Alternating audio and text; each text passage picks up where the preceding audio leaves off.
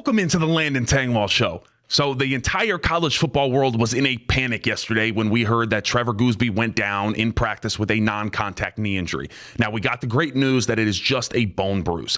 And Anwar Richardson came out and reported that the recovery timeline for Goosby is about 2 to 3 weeks. Now, if that's 2 weeks, that puts us mid-game week of Texas State. If it's 3 weeks, that puts us mid-game week of Ohio State.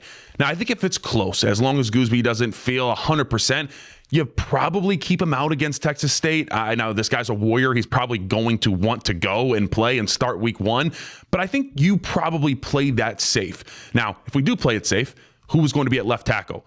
Reports have come out that Cojoe, fourth-year offensive tackle, is taking first-team reps at left tackle. So I figure, hey, if that's the guy that's going to be out there week 1, let's dive into his tape. I want to give you guys everything you need to know about him. Now, this is a guy that was battling for a starting job last year in 2025 before he suffered a season-ending knee injury in fall camp. So the tape we're going to look at today is obviously from the 2024 season where he was a redshirt freshman, but I still feel like there's a lot to take away about his game. We can learn about who he is as a player, and there's a lot of technical things that even as a young guy, I was thoroughly impressed with, and I think you're going to feel good coming away from this tape saying, hey, even if Goosby can't go week 1 or if there's some type of setback, I feel like Cojoe can absolutely hold it down at left tackle for Texas. And guys, if you want more Texas film breakdowns, make sure to hit that subscribe button because we got more coming. I don't want you to miss it. Also, if you guys want it, let me know in the comments. I'm thinking about doing a Dylan Sikorsky film breakdown.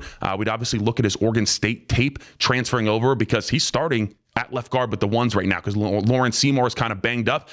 But from what I'm hearing, Sikorsky's having one hell of a camp, and I wouldn't absolutely pencil in Seymour as a starter. He is right now, but being banged up and you got a guy behind you that's playing some damn good football, that job is always in jeopardy when you're in those type of scenarios. So we're going to have all that coming. Hit the subscribe button. But without further ado, let's roll the tape.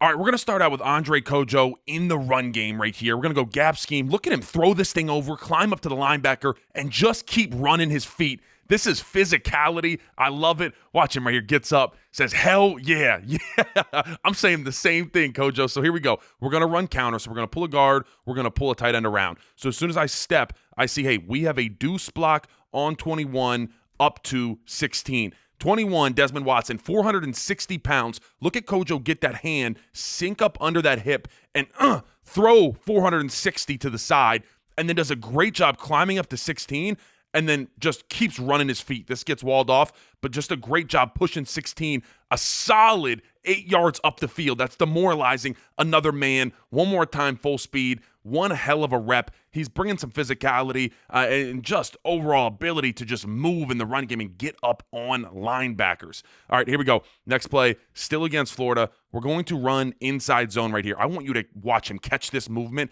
and he creates a huge run right here, all because if he caught the movement, took him on the down block, and we're down inside the 10-yard line. So what we have is we have a C block between the tackle himself and this tight end up to 15. Now he sees 15 shoots this B gap right at the snap. So 35 is going to slant away. He's got the IQ, especially him as a young guy, to say, hey, I got to get off on this. It's not always going to be perfect. You're not perfectly going to block stuff up. So 15 kind of in the hole. So guess what he says? Hey, I'm just going to take him where he wants to go, wash him all the way down, and the running back's able to cut right off of my down block for a huge gain.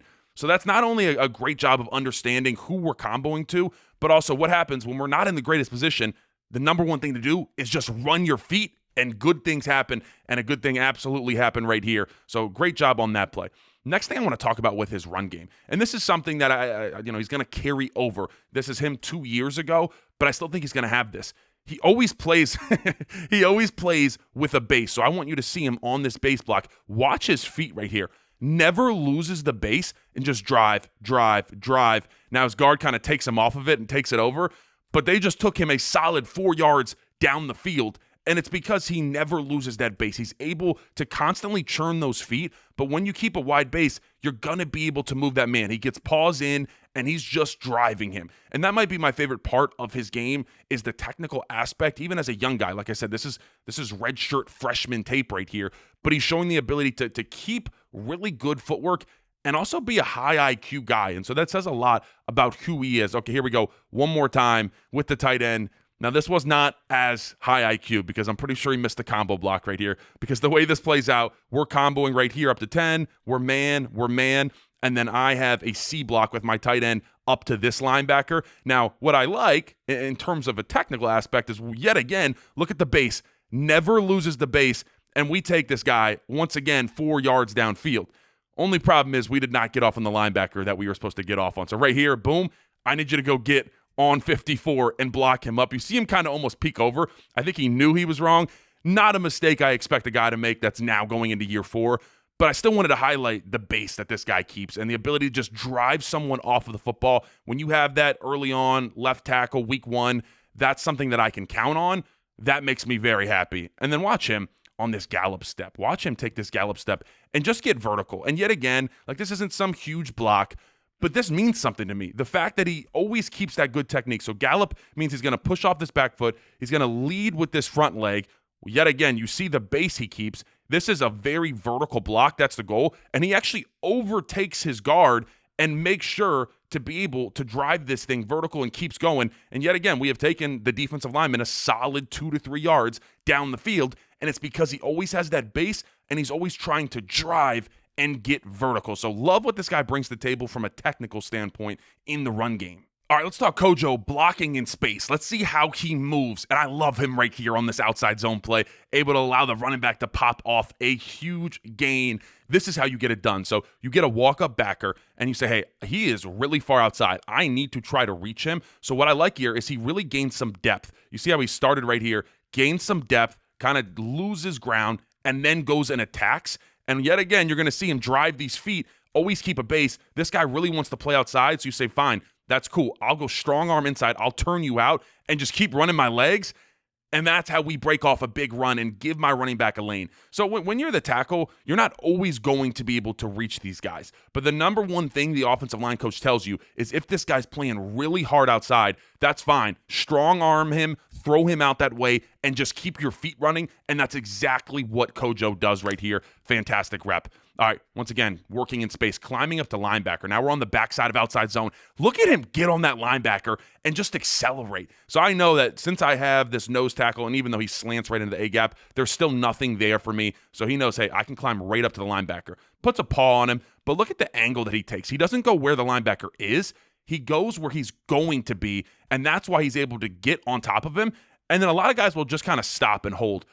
Look at the feet. They never stop moving, and we get to the point where I have fully reached him. Now, the goal is this, we're outside zone. We're thinking this run is hitting over here. So he's thinking, hey, I just want to wall him off this way. He ends up getting back in on the tackle. That's not Cojoe's fault at all. Like I said, he is blocking for the run to get out here. He does his job perfectly, and really this is just teach tape of how to get up on a linebacker, accelerate, and then wall him off. So very, very nice rep from Cojoe there. All right, now let's talk about Cojoe moving on these backside cutoffs. So we're going to run pin pull where we're pulling to around. We're pinning right here. We're pinning right here. But he has to reach this 4-eye, and he does that in like 2 steps. Look at the leverage we've gained where this is completely cut off. It doesn't get much better than that. Now, this is pin pull, so we're going to hit it outside. But anytime, this is what we call backside cutoff. So anytime we're running something outside to this way, whether it's outside zone or whether we want to run that pin pull, this block is very important. Not getting backside penetration is huge. And sometimes you will see it's going to allow some big cutback lanes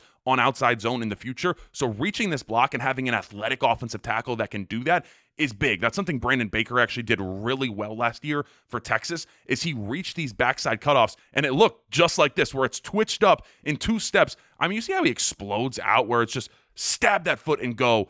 And we have reached it already. That I don't know about you guys. Maybe I just love offensive line play too much. That gets me giddy. This kid can move. One more time. Watch this. This is what I mean by just creating cutback lanes. Like there's so many other lanes to go. But when you wall something off like this right here that he's done, and let's just say this defensive tackle plays this way, like those are the lanes, the cutback lanes that I'm talking about that it creates when you're able to reach a guy with that much ease because you have that much athleticism and just strength. Now this guy's still getting set up, but one thing I will say that he does a little bit differently than Brandon Baker, and look, I don't have a problem with it. Instead of just turning and stepping with this foot, He plants this foot out, kind of braces, gives himself a really good angle to eject himself this way, stabs this foot, and then gets going. But I don't have too much of a problem with it. You get some help. But yet again, in 2 steps, we have fully reached this guy. I love the arm in the throat, just absolutely just pressing him back.